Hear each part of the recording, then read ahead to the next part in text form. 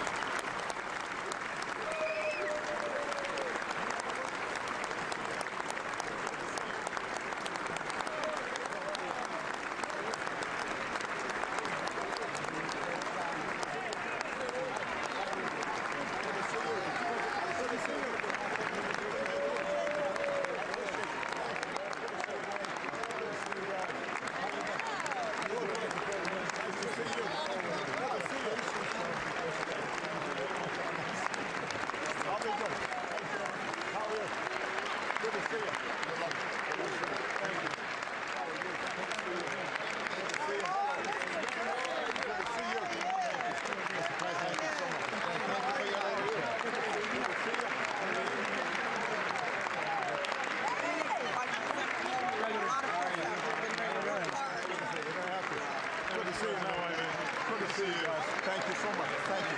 Good to see you. I was wondering, where's Ellie? Hey, Dr. Ben. Thank you. We appreciate it. Looking forward to the speech. Thank you. Thank you. Looking forward to Good to see you. Thank you. keep you helping me with those jobs. You know we will. Thank you. Good to see you. Thank you. What are you doing in North Carolina? We're going to do it. All right. We're going to do it. I don't know if you noticed. Did you get lipstick on?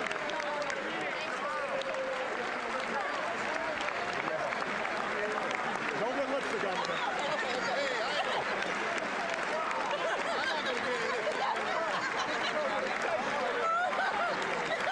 Good to see you. Hi. Good to see you. Good to see you. Thank you. How are you? All right. My one thing is to get to the Houston. Get to New York. All right. Good moment. Appreciate it. Thank you. Got your bag. Good to see you, sir. Happy New Year, sir. Happy New Year, guys. How are you? I'm good. How are you? Dan. Good to see you. It was good being home, bro. Good to see you. John, stop playing hockey. Hey, Scott, you need to be the enforcer for this guy. I didn't do it. Thank you.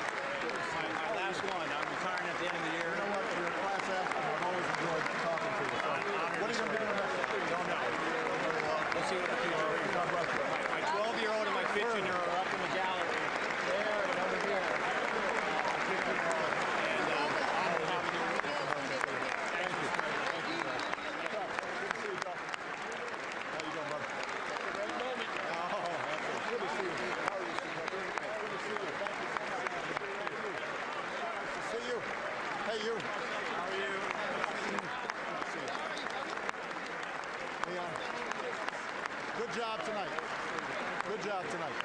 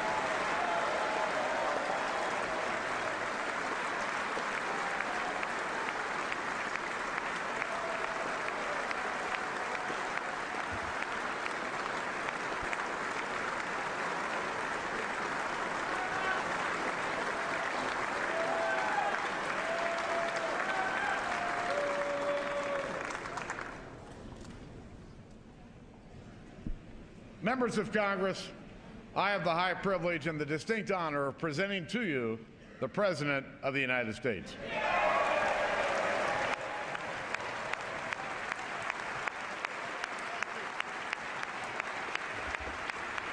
Thank you.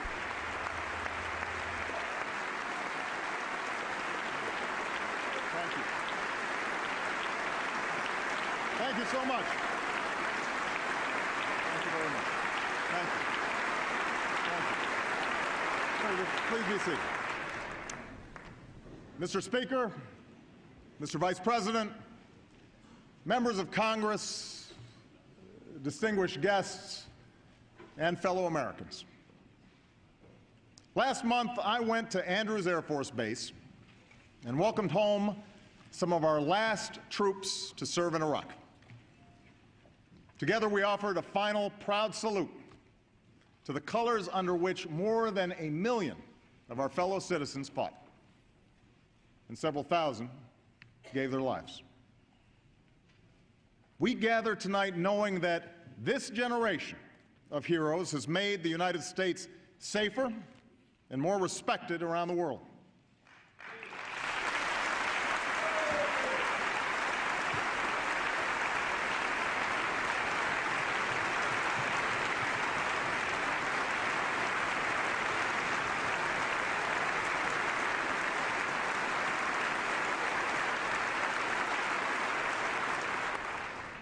For the first time in 9 years, there are no Americans fighting in Iraq.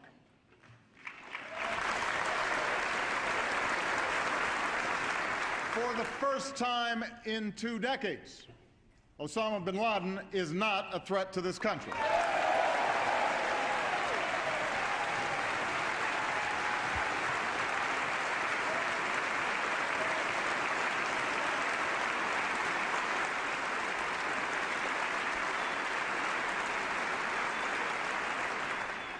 Most of al-Qaeda's top lieutenants have been defeated. The Taliban's momentum has been broken, and some troops in Afghanistan have begun to come home. These achievements are a testament to the courage, selflessness, and teamwork of America's armed forces.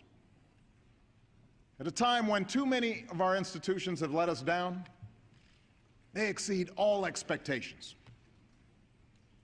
They're not consumed with personal ambition. They don't obsess over their differences. They focus on the mission at hand. They work together. Imagine what we could accomplish if we followed their example.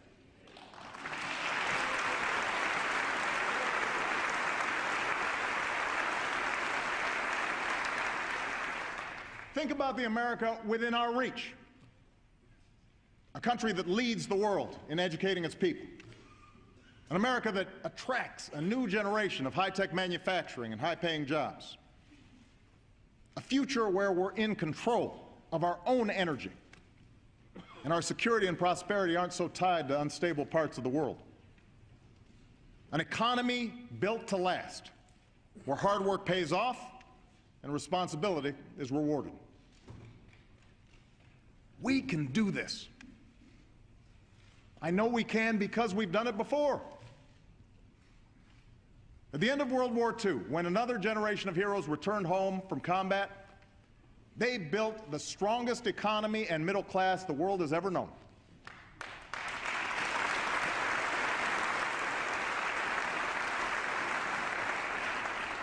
My grandfather, a veteran of Patton's Army, got the chance to go to college on the GI Bill.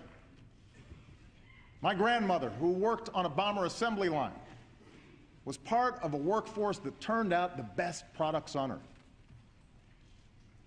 The two of them shared the optimism of a nation that had triumphed over a depression and fascism.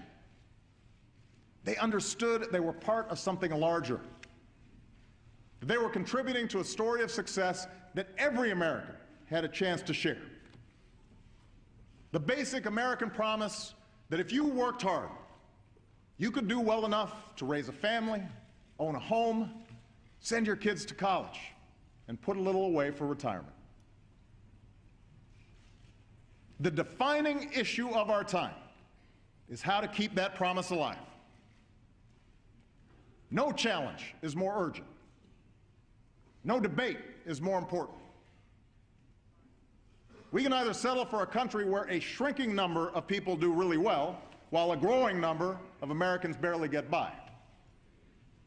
Or we can restore an economy where everyone gets a fair shot, and everyone does their fair share, and everyone plays by the same set of rules.